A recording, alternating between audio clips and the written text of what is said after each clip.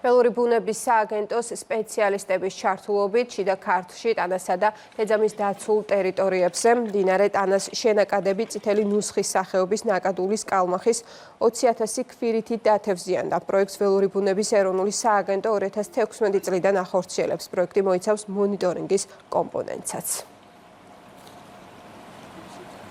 სისტემატურად ხორციელდება შიდა ქართლში მდინარეების დათევზიანება, ქვირითის განთავსება, უკვე წელს მე რამდენად მოხდა აღნიშნული ღონისძიების ჩატარება, ასევე წელს ჩაერთო უკვე გორის მუნიციპალიტეტის ტანათეძმის ლანდშაფტის სააგენტო. მიღწეულია შესანიშნავი შედეგები, რაც განპირობებულია პოპულაციის გაზრდით, პოპულაციაში ინდივიდების მაქსიმალური დიდი ზომების მიღწევით, რაც დათევზიანების მთავარ მიზანს წარმოადგენს. დაცული ტერიტორიების სააგენტო და ველური ბუნების სააგენტო სისტემატურად ახორციელებენ მდინარეების დათევზიანებას.